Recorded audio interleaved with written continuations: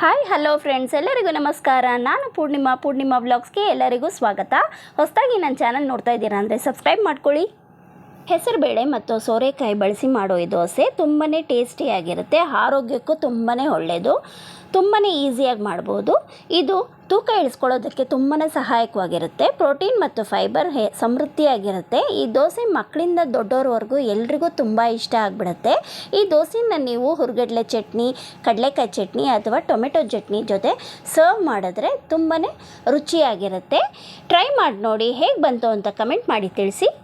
ನಾನಿಲ್ಲಿ 2 ಲೋಟ ಅಕ್ಕಿ, 1 ಲೋಟ ಹೆಸರುಬೇಳೆನ ಓವರ್ನೈಟ್ ನೆನೆಸಿಟ್ಕೊಂಡು ವಾಶ್ ಮಾಡಿಕೊಂಡು ಶೋಧಿಸ್ಕೊಂಡು ಮಿಕ್ಸಿ ಜಾರ್ಗೆ ಸೇರಿಸ್ಕೊಳ್ತಾ ಇದ್ದೀನಿ.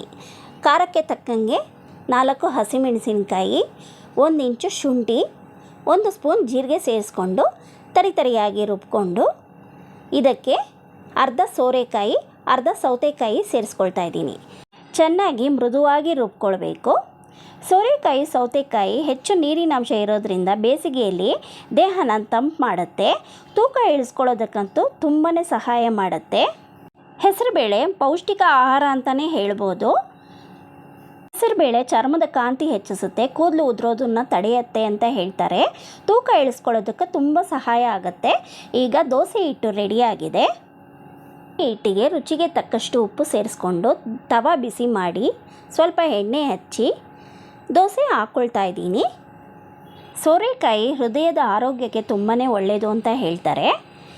ಈಗ ದೋಸೆ ಹಾಕ್ಕೊಂಡು ಚೆನ್ನಾಗಿ ಹರಡಿಕೊಂಡು ತುಪ್ಪ ಅಥವಾ ಎಣ್ಣೆ ಹಾಕ್ಕೊಂಡು ಲಿಡ್ ಕ್ಲೋಸ್ ಮಾಡಿ ಇಟ್ಕೊಳ್ತಾ ಇದ್ದೀನಿ. ಈಗ ಎರಡೂ ಬದಿ ಗೋಲ್ಡನ್ ಬ್ರೌನ್ ಬರೋ ತನಕ ಬೇಯಿಸ್ಕೊಂಡ್ರೆ ಸೋರೆಕಾಯಿ ಹೆಸರುಬೇಳೆ ದೋಸೆ ರೆಡಿ ಆಗುತ್ತೆ. ಇಷ್ಟ ಆಗಿದ್ರೆ ಲೈಕ್ ಮಾಡಿ, ಮತ್ತಷ್ಟು ವೀಡಿಯೋಗಾಗಿ ಸಬ್ಸ್ಕ್ರೈಬ್ ಮಾಡ್ಕೊಳ್ಳಿ. Thank you for watching.